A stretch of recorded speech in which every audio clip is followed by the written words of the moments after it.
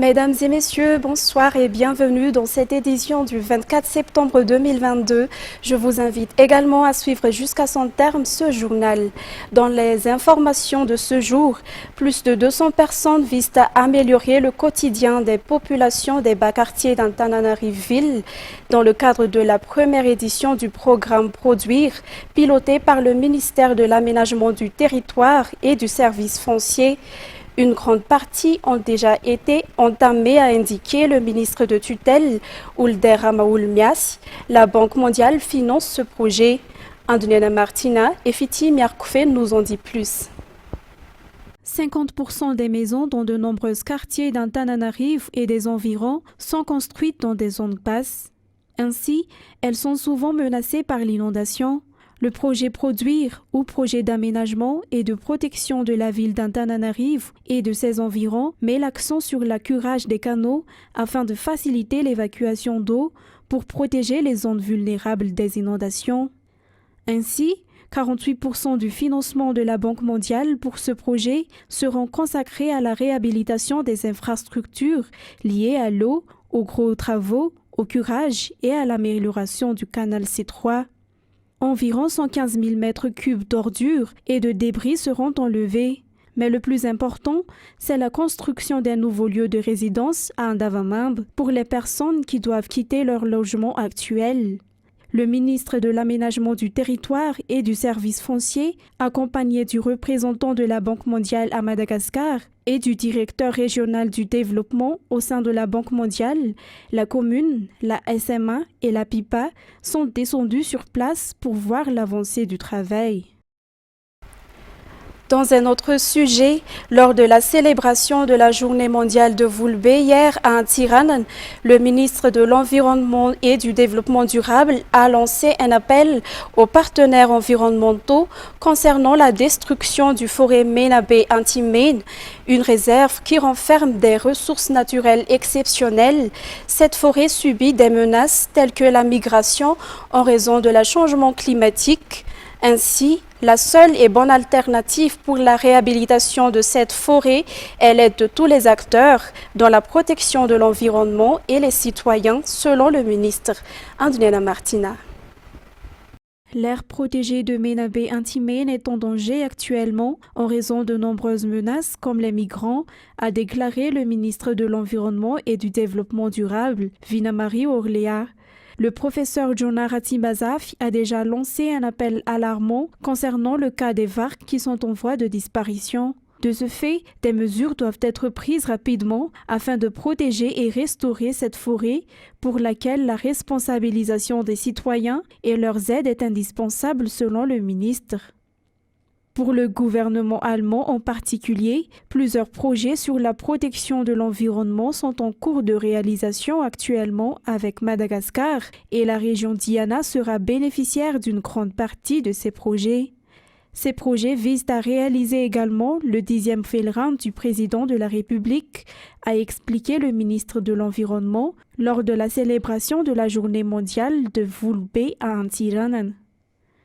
La Direction régionale de l'environnement et du développement durable de Diana a bénéficié de 11 motos de la part de GIZ, de 17 ordinateurs, 9 imprimantes, 20 panneaux solaires et d'autres équipements. Un geste qui symbolise également le 60e anniversaire de partenariat entre le gouvernement malgache et allemand, selon toujours les explications. Et puis, l'école militaire nationale de Fianarantsoa célèbre ses 100e anniversaire en 2023. Durant ces 100 années d'existence, nombreux sont les officiers au sein de l'armée formés par cette école. La CEMIPI fait partie des écoles renommées du fait de son taux de réussite élevé pour l'examen baccalauréat. C'est Charanjianas, vous nous en dit plus. La CEMIPI a été fondée le 25 mai 1923 à Betungulu. L'année 2023, cette école célébrera son 100e anniversaire. L'on peut dire que cette école a formé de bons citoyens et de nombreux officiers au sein de l'armée. Cette école a comme devise Faezen, Faenjen, Fanjesen. Ainsi, elle a formé des étudiants d'élite. Par ailleurs, le taux de réussite aux examens baccalauréat est élevé et les élèves de cette école ont été parmi ceux qui ont remporté le lauréat l'année 2019. Cette école militaire nationale, Sisafi Anarantsou, accueille des garçons âgés entre 14 et 17 ans. Ces jeunes entrent en classe de seconde et après l'obtention du baccalauréat, ils choisissent entre un cours préparatoire pour entrer à l'académie militaire ou suivre des formations pour devenir médecin militaire ou encore suivre des études pour devenir pilote au sein de l'armée malgache. À l'occasion du 100e anniversaire, le commandant de l'école appelle tous les anciens à se concerter afin de chercher des solutions pour l'amélioration de l'école. Le FISAFAFI, l'association des natifs de Fianarantsoa, a adressé un message de réconfort aux victimes de l'affaire Ikung hier à Timbazaz, lors du passage des membres des Anakantanal à Antananarivo. Cette association est dirigée par Christine Razanamassou, qui est aussi présidente de l'Assemblée nationale.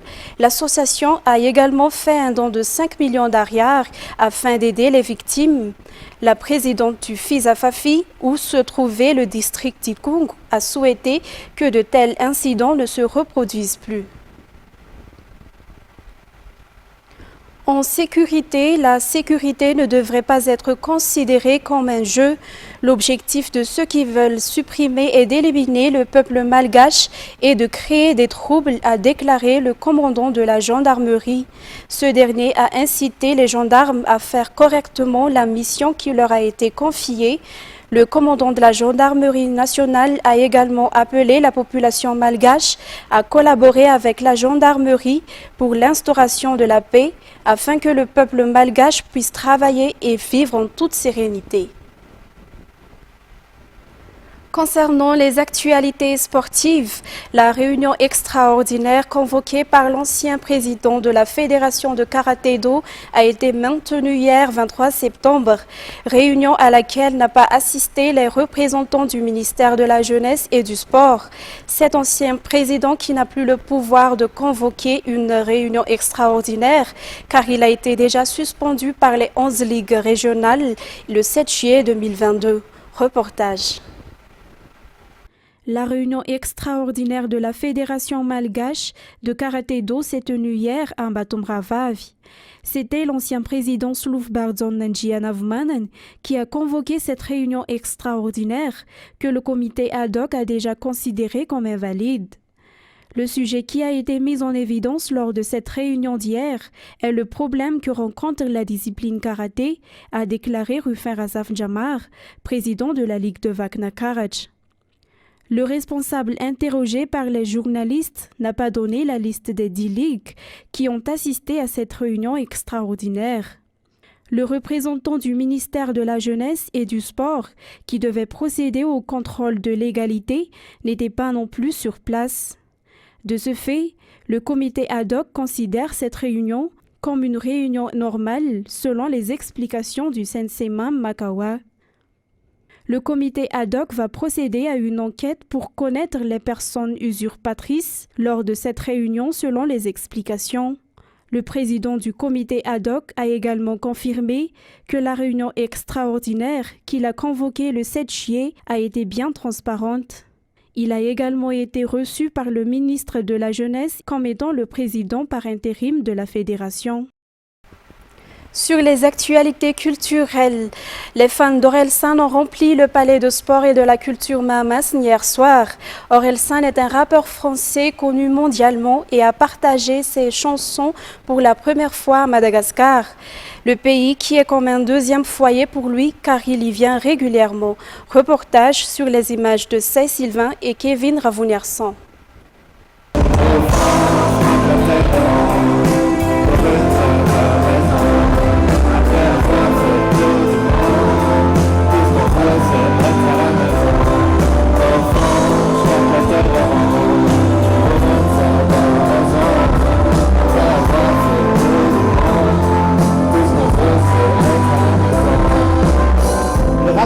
Rigole le même conseil que mes parents. Fais ce que tu veux dans ta vie, mais surtout fais de l'argent. J'essaie de trouver l'équilibre. À quoi ça sert de préparer la terre, c'est double une vie. Cette chanson d'Orelsan intitulée La Terre est ronde est sortie il y a 10 ans. Une chanson qui fait partie des chansons cultes françaises et il s'avère également que c'était cette chanson qui l'a fait mondialement connaître. Et hier, les paroles de cette chanson se sont en quelque sorte réalisées du fait qu'Orelsan a fait un spectacle grandiose à Madagascar, son deuxième foyer. Il est marié à une ressortissante malgache et a une famille qui vit dans le pays. Et à part La Terre est ronde, Orelsan a bercé ses fans avec ses autres chansons populaires ainsi que son nouvel album.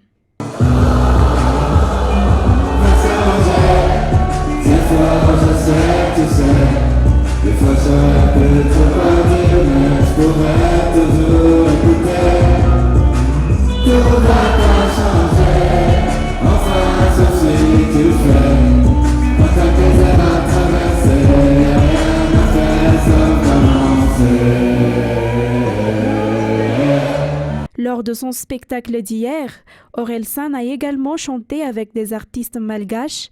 Ce chanteur qui participe à la promotion des chansons malgaches et à l'appui des artistes talentueux au spectacle qu'il organise à l'étranger.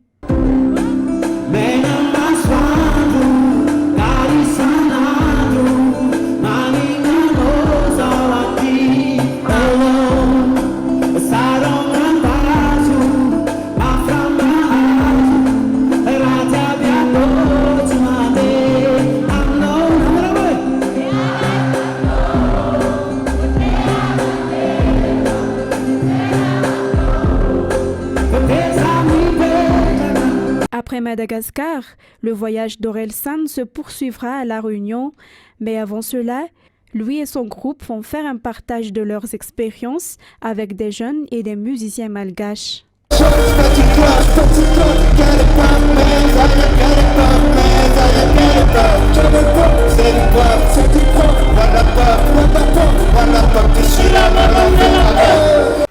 Place maintenant aux actualités internationales. Téhéran était le théâtre vendredi soir de nouvelles manifestations de colère après une semaine de protestation déclenchée par la mort d'une jeune femme arrêtée par la police des mœurs, dont la répression a fait 50 morts. Reportage sur les images de France 24. Quand on regarde les vidéos ou quand on se rend sur les endroits où il y a ces manifestations, il y a beaucoup de jeunes, de très jeunes filles et de garçons qui participent à ces manifestations, soutenus par leurs aînés. Ces jeunes qui ont entre 15 et 25 ans sont dans un état d'esprit totalement différent. On voit beaucoup de jeunes filles qui enlèvent leur foulard en public, et les brandissent ou les brûlent en public en signe de protestation. Donc ça montre une évolution importante d'une partie de la société iranienne qui refuse les valeurs de la République islamique, ce qui explique l'étendue de ces manifestations à travers le pays, puisque ces manifestations ne sont pas limitées à certaines villes ou certains quartiers. Il y a des manifestations un peu partout en Iran, dans les petites villes, dans les grandes villes, dans la capitale, et à chaque fois les gens se rassemblent dans différents quartiers, ce qui montre que une partie de la jeunesse iranienne n'a plus confiance au pouvoir, et les slogans qui sont lancés, c'est d'abord des slogans contre le pouvoir, des slogans aussi qui est devenu un peu le symbole de ces manifestations: femme, vie et liberté. Donc en persan ça fait Zan Zendegi Azadi. Ça veut dire c'est le nouveau slogan qui est lancé par les manifestants qui disent qu'ils veulent changer la situation, et leur but final pour certaines de ces manifestants, c'est un renversement du régime islamique et son remplacement par un autre régime qu'ils appellent de leur vœu. Des référendums d'annexion par la Russie ont débuté ce vendredi 23 septembre dans des régions d'Ukraine contrôlées entièrement ou en partie par Moscou. Des scrutins qualifiés de simulacres par Kiev et les Occidentaux et qui marquent une escalade du conflit. Reportage. Je pense que les Ukrainiens voient ces référendums comme une une tactique complètement orchestrée par le Kremlin pour justifier une annexion de ces territoires, un peu comme ce qu'elle a fait en Crimée en 2014, où elle avait organisé un référendum alors qu'il y avait des hommes armés sur la péninsule, avec très peu de temps de préparation, et ensuite annoncé un résultat de 97% en faveur de rejoindre la Russie. Ici, le temps a été encore plus bref. Les référendums ont été annoncés à un délai de seulement 3 jours, à un moment où sur l'ensemble de la ligne de front qui sépare le territoire contrôlé par l'Ukraine au territoire contrôlé par la Russie dans ces régions, il y a des combats, et où même si des données sociologiques sont impossibles à obtenir en ce moment, il semble assez clair que la résistance à l'occupation russe